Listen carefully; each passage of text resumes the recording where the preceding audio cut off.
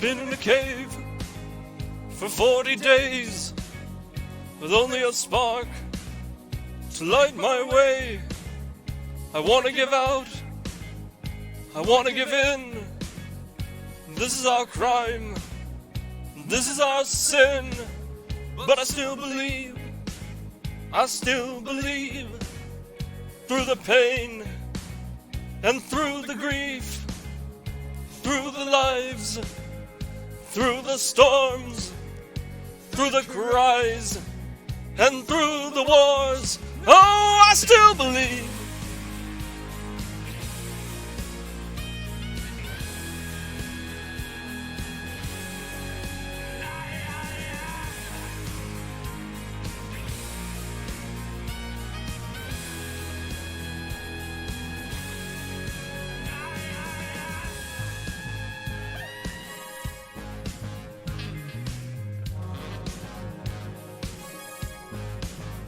I'm flat on my back, out at sea, hoping these waves don't cover me. I'm turned and tossed upon the waves. When the darkness comes, I feel the grave. But I still believe, through the cold and through the heat, through the rain and through the tears, through the crowds and through the cheers. Oh, I still believe.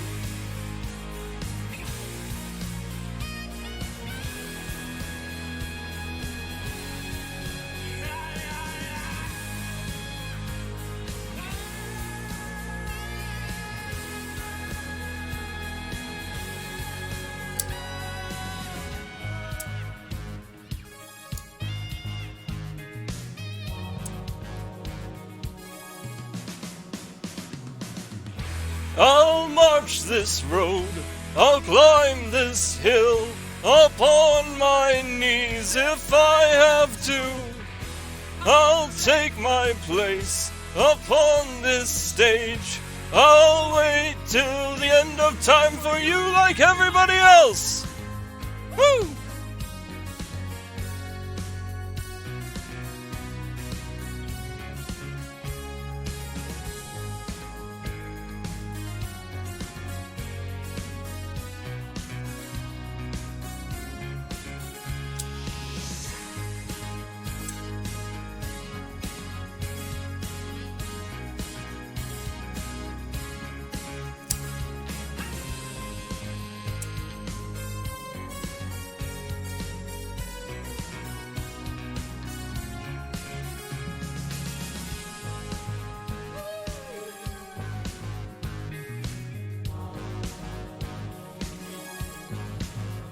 I'm not on my own, walking the streets, looking at faces that I meet. I feel like I want to go home. What do I feel? What do I know? But I still believe, through the shame and through the grief, through the heartache and through the tears, through the waiting and through the years.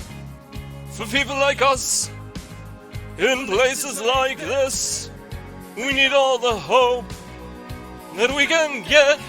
Oh, I still believe.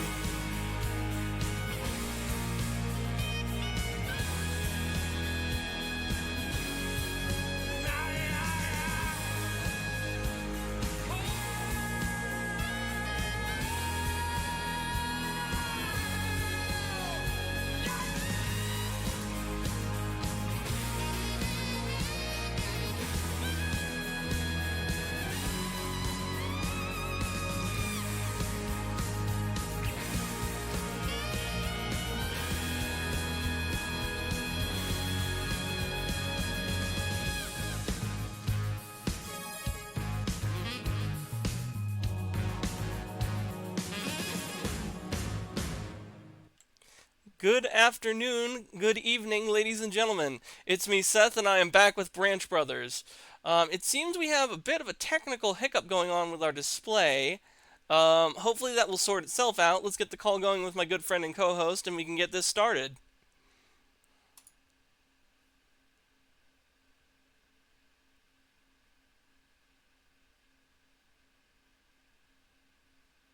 I wonder why Discord didn't automatically start up when I booted up my computer.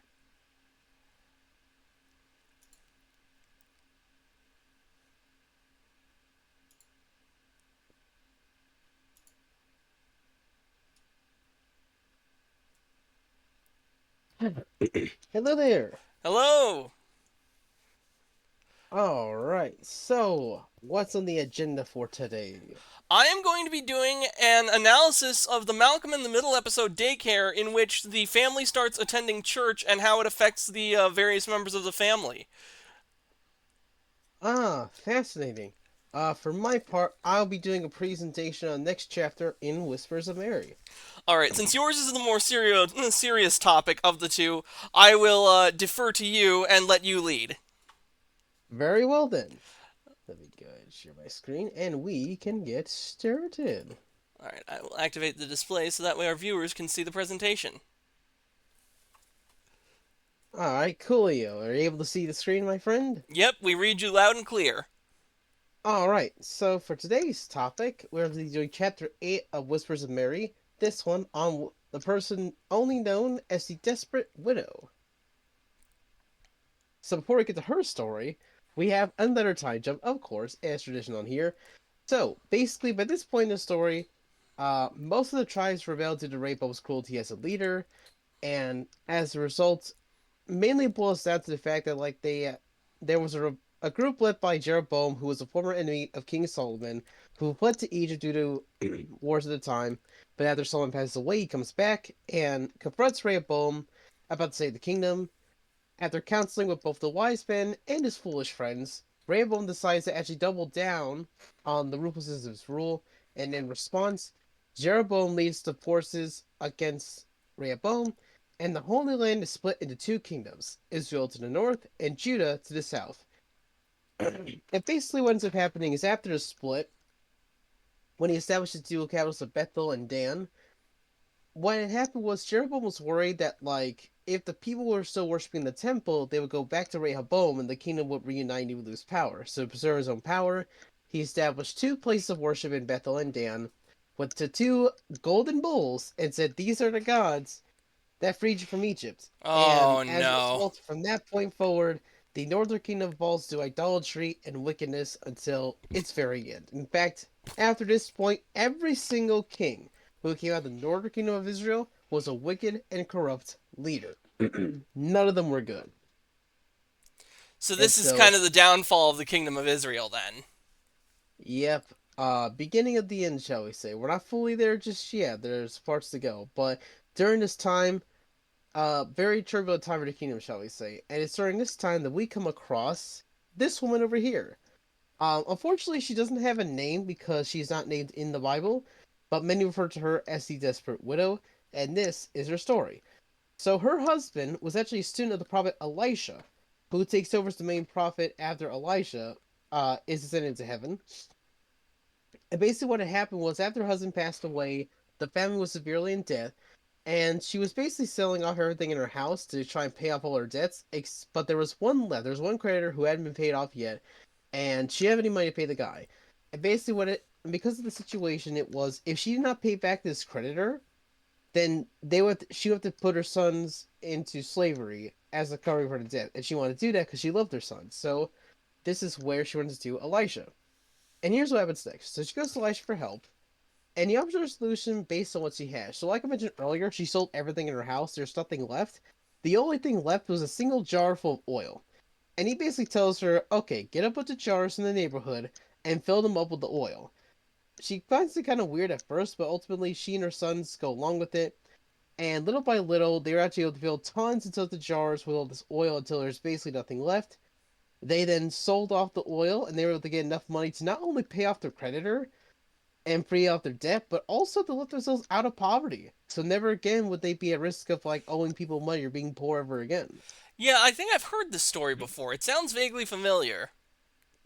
Yeah, it's pretty brief. It only runs for about a chapter in I believe Second Kings, but this is actually one of the first things Elisha does after he takes over from Elijah, and it's pretty interesting to see how this one simple act lifted a woman out of and her family out of poverty. Yep.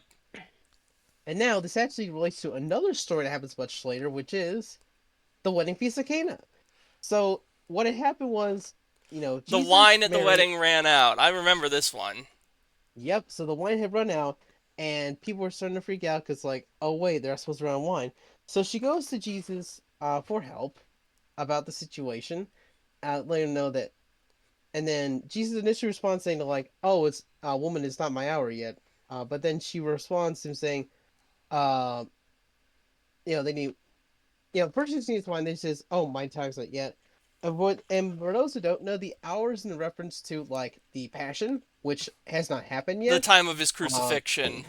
Right. This is very, very early. In fact, this is actually significant because this is actually the start of his ministry. Why? Because this is the place where Jesus performed his very first miracle. So when Jesus mentions the hour, Mary goes to the disciples and tells them, okay, do whatever he says. And then he looks at him and he says, fill the jars with water. So they get a bunch of jars, they fill them with water, almost all of them, and then by miracle, and the only Jesus could, the water turned to wine, and what became a place of scarcity now became a place of abundance. So much so that the one of the guys goes to the bridegroom and goes, "Hey, usually you're supposed to like share the wine till now, wine, but like you only held up the good wine till now." Really not knowing that like it wasn't the bridegroom that did it, but rather Jesus. In fact, from this point onward, Jesus would begin his public ministry. He would gather more disciples, and then he would preach the good news of the kingdom of God to the people throughout the land until his death and later resurrection. And ascension to heaven, of course, but that's the story there. But everything, it really all starts at this moment in time, all the way back in Second John. And now, all that covered, that brings us to the parallels between the widow and Mary. So, both women are in a desperate situation. One had to save her sons from enslavement, the other was trying to help out the bridegroom at a wedding. Both turned to holy men for help. The widow turned to the prophet Elisha. Mary turned to her son, Jesus. Both received unusual response. For the widow, it was just to sell whatever you have and put oil into jars. For Mary, it was Jesus' reminder of a future event that will happen but has not happened yet. But ultimately, in both of their cases, their situations were resolved. The widow was able to save her sons from enslavement and get out of poverty, and Mary was able to help the bridegroom not run out of wine at the wedding. And thus concludes the parallels over here. Very nice. Yeah, definitely my shorter presentations, but I think it was a nice little story. It's interesting how this one story from the Old Testament ties in so well to this other story from the New Testament. We often say how the New Testament is hidden in the Old, and the Old Testament is revealed in the New. I think this is one of many ways where the Old and New Testaments kind of tie into one another and reinforce each other. Yeah, there's definitely some shared symbolism going on here, or shared events. Mm-hmm. And now that that presentation is concluded, we now move on to your other interesting story. Yes. Let me pull up the document because I had to reboot my computer before us going live today. Um, we don't Oh, in need. that case, would you mind sharing your screen so I can see it too? Yeah, sure. Oh, excuse me. Screen one. There we go. Documents. Branch Brothers episodes. 12, 24, 23. Wait, no, that's not right. 3, 30, 25. Here we go.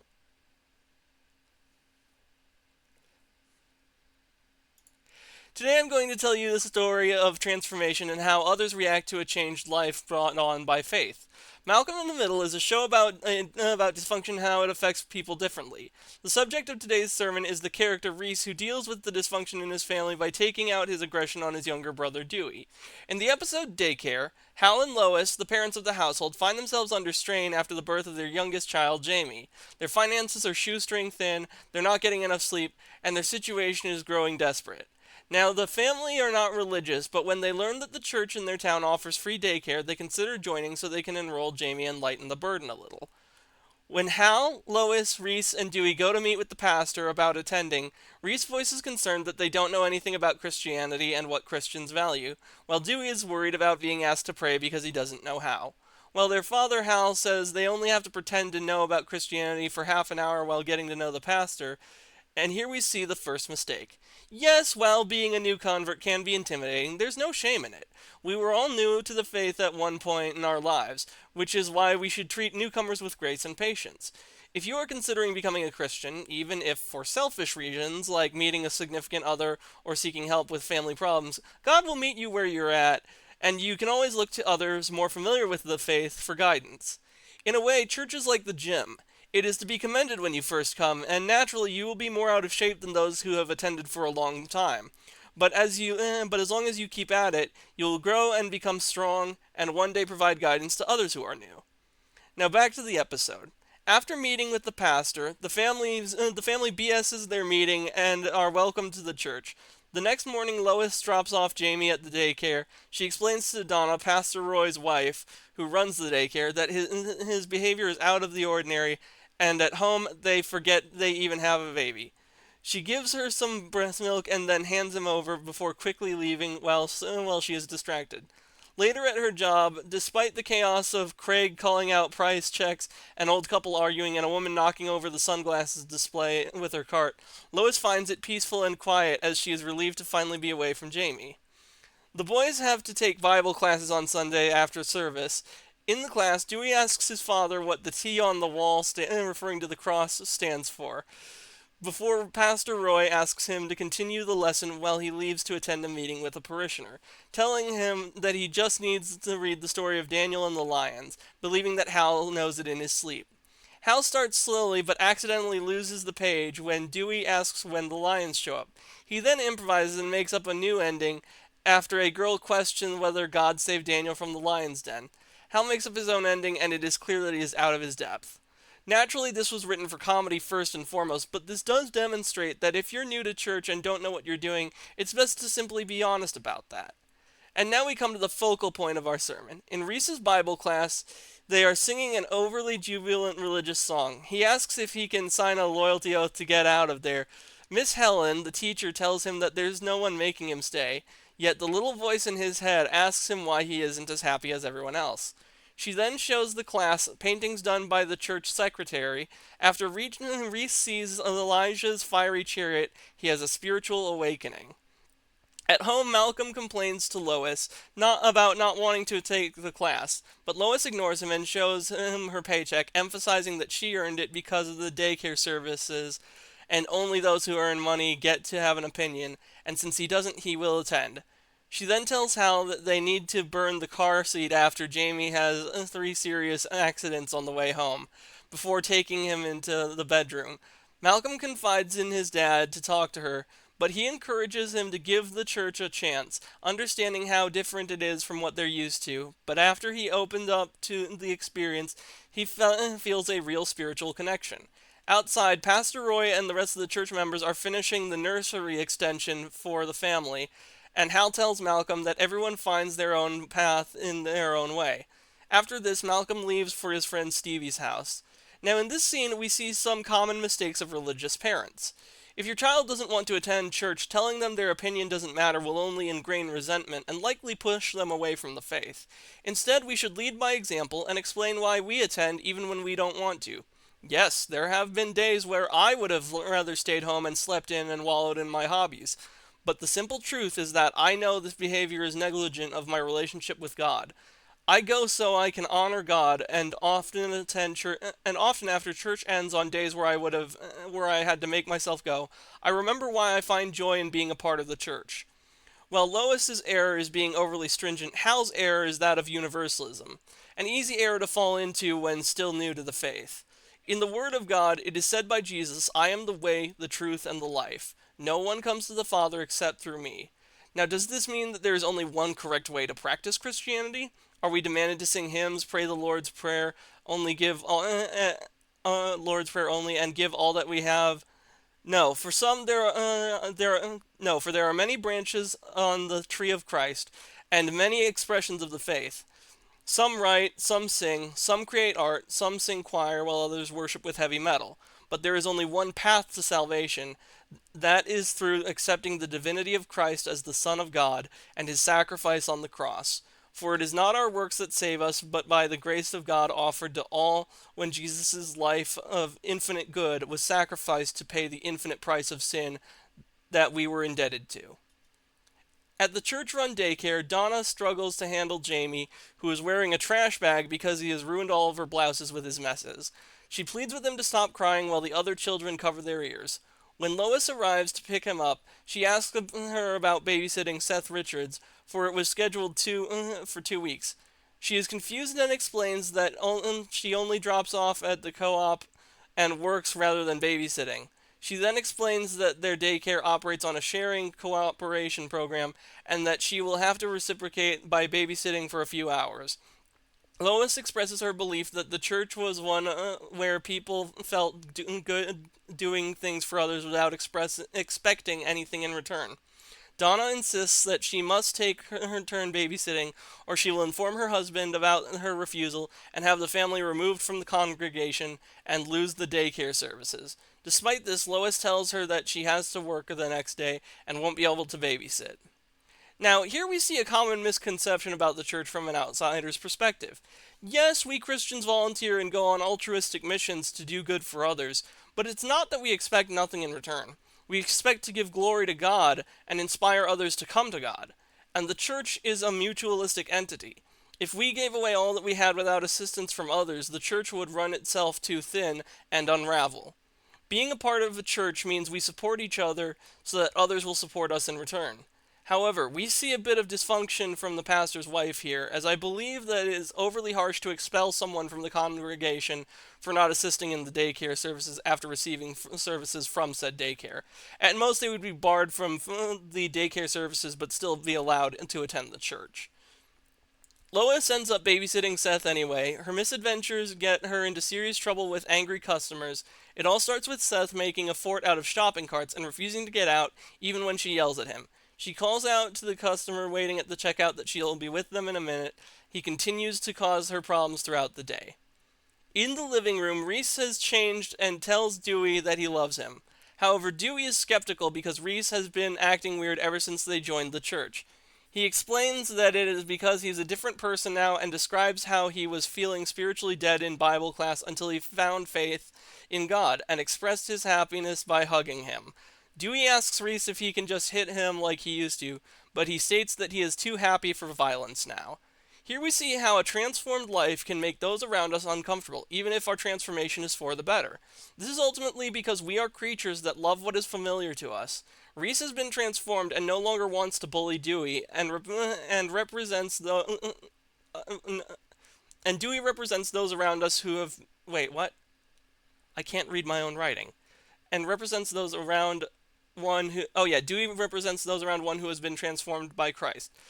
This demonstrates that faith always comes with a cost and will set us at odds even with those closest to us.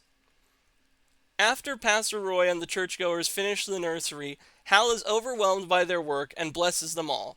However, he soon finds that although the nursery is perfect in every other way, a graphic depiction of the crucifixion of Christ is painted on the wall.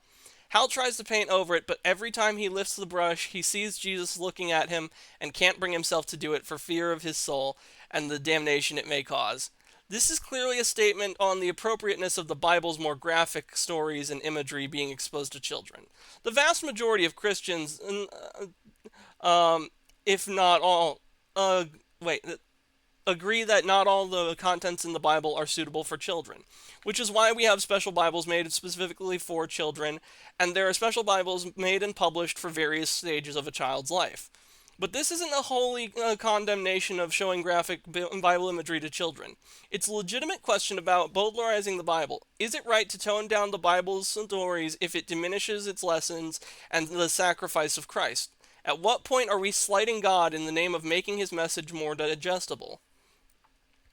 At work, Lois's day gets even worse, especially when she tries to help ring a customer's items. The lady mentioned that she just scanned her own soda with her items. She apologizes for the inconvenience, saying that Seth has been keeping her frazzled, before realizing that he's gone. Craig appears before her with a dirty Seth, asking if she's watching him or not. Lois asks where he found him, and Craig explains that he found him under a car sharing a candy bar with a squirrel. Seth tries to act innocent about it, but neither of them listen. Craig tells her that he's trying out a less supportive undergarment for an elderly customer planning to buy one and cannot be chasing Seth all around the store. The lady asks Lois why she doesn't just leave him in her car like other bad mothers before she leaves. Lois angrily glares at Seth but knows she can't punish him since he's not her son. Fed up with his brother's uncharacteristic kindness, Dewey goes to the church and gives Mrs. Munson a cynical theological way of looking at life, explaining that humans are like ants to God, and that he spent days watching the anthill in his backyard to see which were good or bad, but they all just looked like ants, and thus started smiting all of them with lighter fluid, the lawnmower, and going crazy with a shovel. Realizing that no matter how much the ants could have prayed to him, he still wouldn't have been able to hear them since it's the same way with humans. He sees no sense in worrying about it and feels better. Miss Munson is glad, but before she can comment, Dewey resolves to live his life with as much kindness and decency as possible, and try not to dwell on God standing over him ready to smite him at any second with a giant shovel. He then leaves as Mrs. Munson gazes up at God, shaken by his speech. Now, here we see a common issue with Christians who believe they can earn salvation. We pray to God and obey his commandments not because we believe it earns us salvation or keeps God from smiting us. We do so because we love God and want to honor him. Though, interestingly, Dewey's conclusion is ultimately the same one I and many other Christians come to. We will never be perfect in life, and who we are is defined by what we do with that knowledge. Some walk away from the faith while others keep it. Some choose to do their best while others do whatever they please. And these are not necessarily tied to one another. I've known Christians who did as they pleased, believing in cheap grace, and I've known atheists who were some of the most proactive do-gooders. Ultimately, we are justified by God's grace alone, so that none of us may boast about our salvation. At work, Lois catches Seth wasting $50 worth of makeup on himself. When Seth innocently asks her if he's pretty, she gives him a firm no, walking back to the cash register. She reprimands him for causing trouble all day and announces that they are going straight to the church's daycare on her lunch break to explain to Donna why the sharing program won't work for her schedule at Lucky Aid. Before she gets a chance to do so, Seth's furious parents, who are customers, see him in all messed up with cosmetics and show them wait what see him all messed up with cosmetics and he shows them condoms without giving her a chance to explain. They take him away and plan to report her for being a terrible influence on him. After they leave, she sees a coloring page of baby Moses that Seth did and has another epiphany. That night, Lois returns home and tells Hal about how shaken she is from her difficulties with Seth. Hal apologizes for not being there to help, as he was at an all-day hayride committee meeting for the church. Lois confides in Hal that she does not feel a maternal connection to Jamie, and inspired by Seth's coloring page of baby Moses, wants to do the same for Jamie by putting him up for adoption so he can be raised by a better mother. However, Hal stops Lois and reminds her that she never felt an instant connection with any of the kids at first. Hal even mentions a time when she tried to leave Francis at the county fair when he was an infant so he could be raised by cows, but ended up loving him as he grew. This conversation brings her peace of mind, especially as they gaze lovingly upon Jamie, who has fallen calmly down and is sleeping quietly. Lois then asks Hal if they're going to keep the painting on the wall, to which he responds he'll find an atheist handyman to remove it. Now, I want to take a minute to focus on Hal's solution to the depiction of Jesus in the nursery. We can infer from his actions that he believes it's wrong to remove it, as he can't bring himself to do it himself. This shows that Hal holds great reverence for the crucifixion and Jesus. So it can be concluded that he genuinely believes in Jesus as the Son of God and all that entails. But we also see that he understands that such imagery may not be suitable for a baby to be exposed to, and so he has to seek help from someone who doesn't hold such reverence for the crucifixion. The next morning, Reese wakes up Dewey, showing him that he plans to float on a homemade blimp made from tying balloons to a lawn chair. Dewey is shocked and is convinced that he will fry himself on a high voltage wire, but Reese isn't afraid and is confident that his faith will carry him. He tells Dewey that he loves him before taking off. Dewey assures Reese that he'll miss him at first and starts thinking about how to break the news to Hal and Lois. As he flies above the clouds, he messes up the lyrics to Amazing Grace. Now, this scene is rife with symbolism, so let's break it down. What the notes from the wiki fail to mention is that Reese is dressed in all white, as if attending a wedding or being buried at a funeral. Dewey fears for Reese's life, but Reese, now fully transformed by his faith, no longer fears death and wants to ascend to meet his maker. His plan actually works for a moment, and we see him in the clouds as if to depict he was coming to meet God in a moment of genuine connection between God and a believer. But when we are new, we still make mistakes, as demonstrated by Reese missing the lyrics of Amazing Grace. At the church, Hal and Lois explain their behavior to Pastor Roy by claiming they don't deserve to be a part of the church because of their scheme, and that they don't belong around civilized people. He tries to talk them out of it since they had only joined just 2 weeks ago, and is ready to forgive them, but Reese comes crashing in through the stained glass window from his homemade blimp, proving that they are right. He explains that this is precisely what they're talking about. And that's where the episode and my notes ends. Oh, okay, that was quite fascinating. Yeah, it's a little bit unusual, but then again, nothing about what I do here is usual, I guess. Yeah. So, quick question though: do they still go to that church, or was that the last time they went? Um, it's been so long since I watched the show, I couldn't tell you. Malcolm in the Yeah, Middle I doesn't think. really have overarching story. It's more a sitcom where there's not really a whole lot of continuity, except for maybe the oldest son Francis working at the ranch, and Malcolm going to college. So there is some continuity. I don't know if they continue to go to the church though. Hmm. Okay, that's interesting because I don't know why. I thought they were Christian for the longest time. I didn't know these guys were atheists. Yeah, no, the family don't attend church. I think that given when Malcolm in the Middle was written, it's more a case of Hal and Lois were cultural Christians, and Reese, Malcolm, and Dewey and their kids um, weren't really religious at all. Oh, I see. Yeah, it's interesting how part of the rise of atheism in America was caused by people who liked the idea of Christianity but weren't Christian themselves or just didn't take their faith seriously, and then their kids just grew up without faith. You know, it's kind of interesting I bring this up because in the Book of Judges, um, part of the reason that cycle of sin occurred was because of the Israelites' failure to pass on the faith to their children, and as a result, they didn't know God or His stories, and they in turn lost their way. And that's how the chaos of that time settled in. Yeah, it's there's good and bad to Christianity being in the state that it's in the West. Um, because these days people don't attend church unless they authentically believe in what the church teaches, which is good. It means that we have good quality people within the body of Christ. But at the same time, we are failing to do our part to teach our children about the faith, and so few young people are Christians that I do worry for the next generation.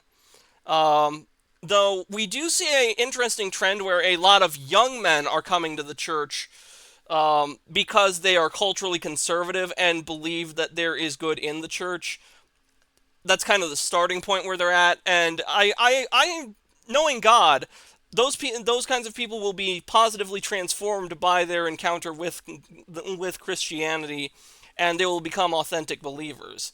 And Not only that, but they will actually go on to like bring more to the faith too, because what was happening before that was it used to be that women would outpace men in church attendance, right? The women were the ones that were going to church, and they would drag their husbands along or their boyfriends along to come to mass. Now we're going to see the inverse, where because of things like abortion, secularism, a lot of women have walked away from the church. But with the rise of young men coming to church, especially young conservative men with traditional values who want to treat women right, I think what's probably going to happen is that the women who do want to get married, they're going to go to the churches to, find the spouses, which in hindsight may be a selfish reason, but like we discussed earlier, even in the most selfish of reasons, God can use that to guide the believer towards Him and guide them on the right path. And before you know it, if this works out really well, we could see more marriages and faithful children in the future. well, I hope you're right, but here's the thing. Women have been trending away from Christianity in large numbers, and the church is still trying to play catch up with its new demographics. I hear from a lot of men who are Christians and talk about their experiences with interacting with the church, that the church is very effeminized. There is a lot of emphasis on being overly emotional, and I think that the I church think a will lot. I think I might know adapt. why that's the case. I think I know why it's the case. Because I can't. Because I know in the Catholic Church, what had happened was back in the 1960s, around the time of Vatican II, the church was going to more of like a pacified direction. Because shortly after the Second World War, we were in the midst of the Cold War, but people just wanted peace. So the boomers at the time, when they became leaders, they wanted to push a more, softer message, one that doesn't try to water down the message of Christ, but also tries to like make peace with like others to sort of like be like welcoming stuff. But with the Zoomer Catholics, on the other hand, those are much more, because the difference is the Boomers grew up at a time when like Christianity was still the majority of the culture, where Christianity was still respected as a religion, and where people took may not agree with Christianity but still respect it as religion. But with the Zoomers, my generation, that's not the case. We grew up in a culture where Christianity was seen as the butt of a joke. We grew up in a culture where it was very uncool to be a Christian. That was cooler to be an atheist, and also one where like Christians are routinely bullied, mocked, or even assaulted for their faith. And as a result, with these Christians, they want a more firm heart. Saying like, no, Jesus is the way, this is the truth. We're not going to compromise in this. We need to preach the truth. And there's a bit of a conflict between the younger people and the older people, because the younger people want to like bring Christianity back, make it a serious force again, but the boomers are trying to keep it soft and not want to like hurt people's feelings or what have you. And that's kind of the dilemma we're seeing here in the Catholic Church, and I suspect that's also the case in some Protestant churches as well. Yes, yes, I can confirm that that's exactly what's going on. Um, and I think the church is going to adapt, but it's going to be a slow process. Hmm. Um, I think that we will see Christianity become a more masculine force as the Zoomers like as the Zoomers and what Christian millennials there are um, kind of take over where the Boomers leave off. Yeah, and I think it's gonna be a good thing for the culture, because, like, with a strong masculine influence, I think things order's gonna come in a lot more. You're gonna see much, and that's gonna be good in the culture too, because you have more people who have this sort of more traditional, old school message of Christianity that's like firm, unapologetic, and also but also kind. Yeah, that right balance. That's gonna be a good force in the culture. That's gonna have a safe place for women to come on in, where they know they'll be respected and not treated like garbage. It'll be a great place to raise children because of that structure needed to set them up for success. And then little by little, you're going to see the cultures are healing too, because more and more people, become authentically Christian as they start embracing the faith and they spread that kindness to others. That's going to change the world around us. And it's going to make the world a better place than what we have right now. Yeah, what happens to Zoomer and other women as time goes on. I'm a little bit more uncertain about. I don't think we're going to see women come back to the church, because, well, quite frankly, we're at a point where men and women see each other not as peers, but as rivals at best. I think it depends on where you're looking. I think it's especially true if you go on the internet and you're into like the gender wars all day. But if you go to real life, you talk to people in person, that sentiment isn't exactly the case over there. And we do need to keep in mind that, like, for example, in the 2016 election, women were voting to the left of the country by about 30 points. However, in this past presidential election, they were voting by roughly 14, which is just under half the previous number. So, granted, it's still left wing, but it's not as left wing as before, because the Zoomers at large are not as liberal as their millennial counterparts. In fact, in many ways, they're actually much more conservative than the past couple generations. That part of it could explain the shift towards the church, especially young men coming into the church. But I think because they're starting off, because typically how people work is that they start liberal, become conservative as they get older. But if they're already starting off kind of conservative to begin with, they're only going to be more conservative as they get older, and that in turn is going to shift things in the culture, I believe, in a much more positive direction. Because to be frank, I think that's what's really needed right now. You know, we've been seeing this sort of liberalship over the last 40 to 50 years, this gradual secularism and all this stuff, and it has really been working out for a lot of people across the board. And I think because of that, you're going to start seeing people kind of reject the status quo, reject the way things are right now, and start moving in a better direction. One that incorporates the lessons from the past, what worked and what was special, and then use that to build a new, more productive and positive future. Hopefully. Hopefully. Um, Huh. All right then. Well, wow, that was really fun. That was really insightful. I hope that people appreciated that. That was really nice. I enjoyed that. yeah. We're at 42 minutes. We are going to disconnect the call and roll into worship. I will close us in prayer, and then after a break, we will do the To Be Continued podcast. Woo! See you soon, guys.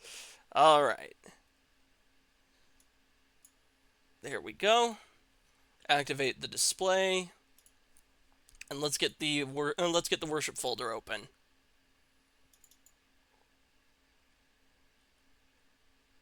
We'll start with All the Ends of the Earth.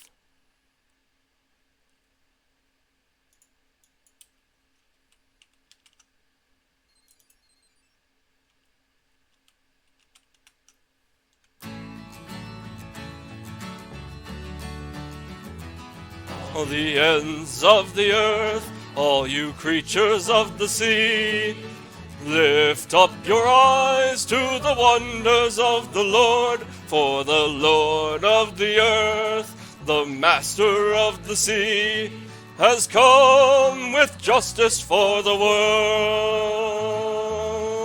Break into song at the deeds of the Lord, the wonders God has done in every age. Till the ends of the earth, all you creatures of the sea, lift up your eyes to the wonders of the Lord, for the Lord of the earth, the Master of the sea, has come with justice for the world. Heaven and earth shall rejoice in your might. Every heart, every nation call you Lord. All the ends of the earth, all you creatures of the sea, lift up your eyes to the wonders of the Lord, for the Lord of the earth, the Master of the sea, has come with justice for the world. The Lord has made his salvation known, faithful to the promises of old. Let the ends of the earth, let the sea and all it holds, make music before our King. All the ends of the earth, all you creatures of the sea, Lift up your eyes to the wonders of the Lord, for the Lord of the earth, the master of the sea, has come with justice for the world.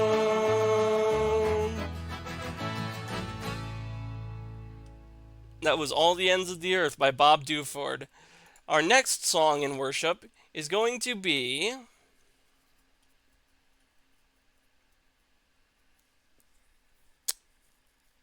Go and Make a Difference.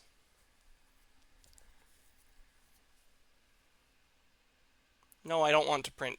Go away.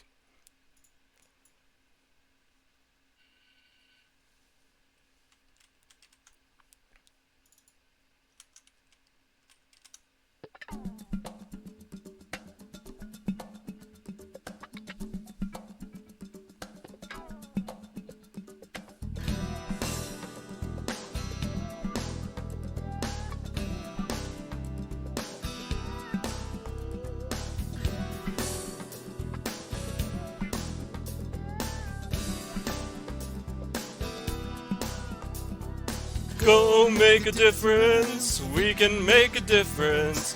Go make a difference in the world. Go make a difference, we can make a difference. Go make a difference in the world. Go make a difference, we can make a difference. Go make a difference in the world. Go make a difference, we can make a difference. Go make a difference in the world. We are the salt of the earth, called to let the people see the love of God for you and me. We are the light of the world, not to be hidden but be seen. Go make a difference in the world. Go make a difference, we can make a difference. Go make a difference in the world. Go make a difference, we can make a difference. Go make a difference in the world. We are the hands of Christ, reaching out to those in need, the face of God for all to see. We are the spirit of hope, we are the voice of peace. Go make a difference in the world. Go make a difference, we can make a difference. Go make a difference in the world. Go make a difference, we can make a difference. Go make a difference in the world. So let your love shine on, let it shine for all to see. Go make a difference in the world, and the Spirit of Christ will be with us as we go. Go make a difference in the world.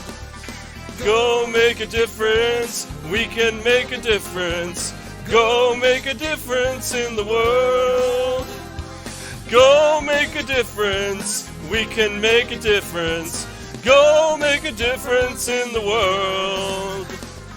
Go make a difference in the world. Go make a difference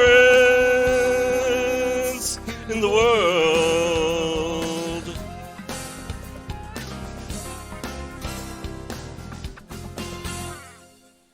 That was Go Make a Difference. Our next worship song is going to be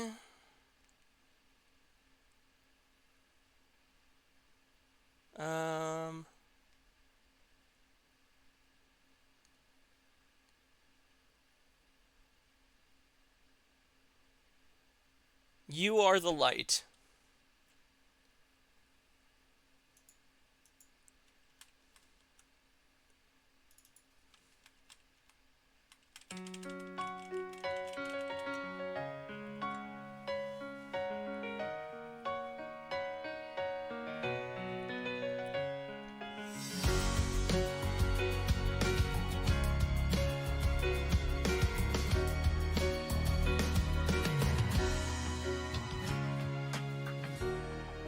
Every time I lose myself, you always guide me with your word. Give me the strength to go on. That's why I'm still standing now. I wanna thank you for all the things you have given me. Oh, I feel stronger every time you're here with me. All my heart and soul belong to you, to you. You are the light, you are my hope. I'm so secure, 'cause I'm with you now. You are the light, you are my hope. I'm so secure, 'cause I'm with you now. I'm so secure, 'cause I'm with you now.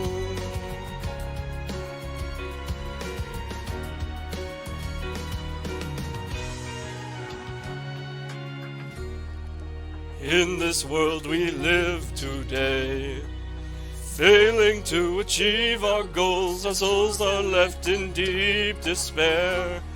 But don't let darkness fill your heart, 'cause there will always be the light shining from above. Oh, draw me closer, hold me tighter with your love.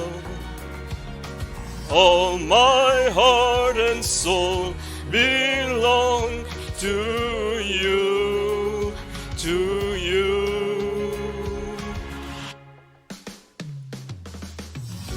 You are the light, you are my hope.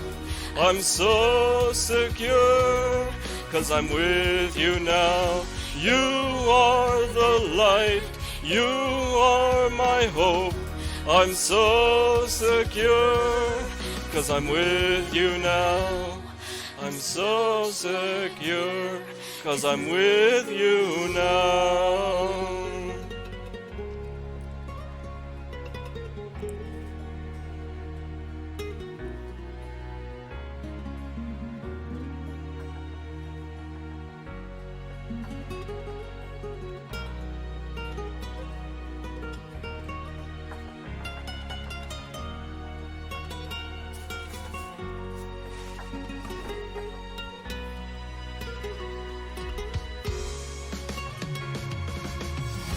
You are the light, you are my hope.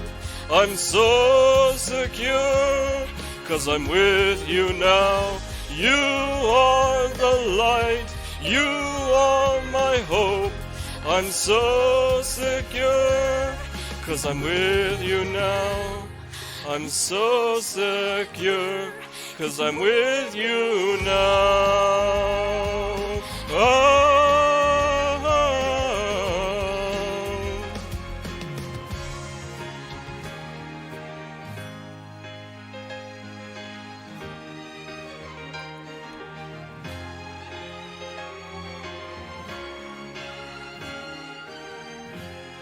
I'm so secure, 'cause I'm with you now. That was You Are the Light by K-Anon. Our fourth and final song for worship today is going to be A Mighty Fortress is Our God.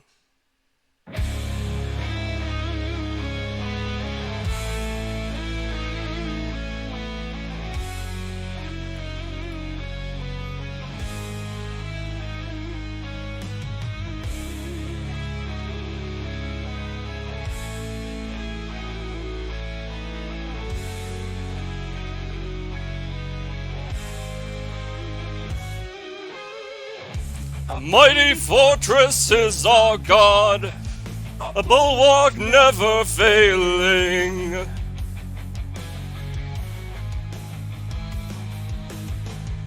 Our helper he amid the flood of mortal ills prevailing. For still our ancient foe does seek to work us woe, His craft and power are great, and armed with cruel hate. On earth is not his equal. Did we in our own strength confide, our striving would be losing. We're not the right man on our side, the man of God's own choosing. Who ask who that may be? Christ Jesus, it is He, Lord of hosts, His name, from age to age the same. Only must win the battle. And though this world with devils filled should let none to undo us,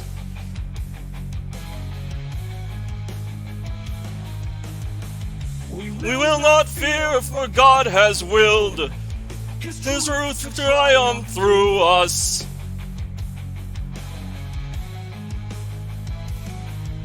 The Prince of Darkness grim, we tremble not for him. His rage we can endure, for lo, his doom is sure. One little word shall fell him, the word above all earthly powers, when no thanks to them abideth. The Spirit and the gifts are ours, through him that is beside us. Let goodness and kindred go, this mortal life also.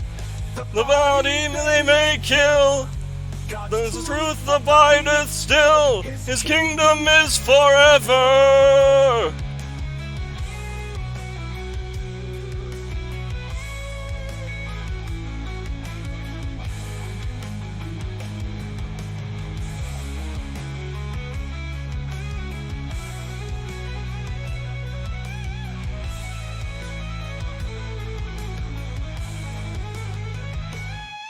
His kingdom is forever. His kingdom is forever. His kingdom is forever. His kingdom is forever.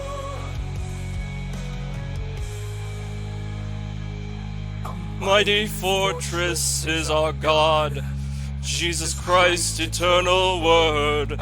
Mighty fortress is our God, Jesus Christ, eternal word. A mighty fortress is our God, Jesus Christ, eternal word. A mighty fortress is our God, Jesus Christ, eternal word.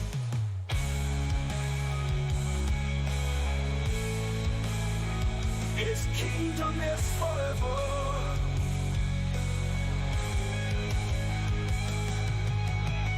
God is our refuge and strength, a very present help. Therefore we will not fear, though the earth be removed, and though the mountains be carried into the midst of the sea. Psalm 46, 1-2.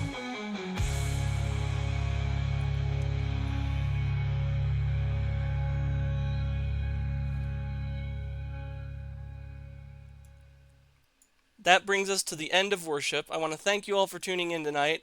I will close this in prayer. Father who art in heaven, hallowed be thy name. Thy kingdom come, thy will be done, on earth as it is in heaven. Give us this day our daily bread, and forgive us our transgressions, as we forgive those who've transgressed against us. Lead us not into temptation, but deliver us from evil. For thine is the kingdom, and the power, and the glory, always and forever. Holy and merciful Father, help us lead lives that are right in your eyes, and not simply right in the eyes of man, that we may be your good and faithful servants until the day you see fit to call us home to your eternal kingdom. Our sins were great, but your love is greater. Your mercy and grace endure forever. May we lead lives that honor your sacrifice upon the cross, and never stray from the path you have set for us. In your name I pray. Amen. I want to thank you all for tuning in tonight. Our raid message is going to be God be with you. And we are going to take a break to and then do the To Be Continued podcast.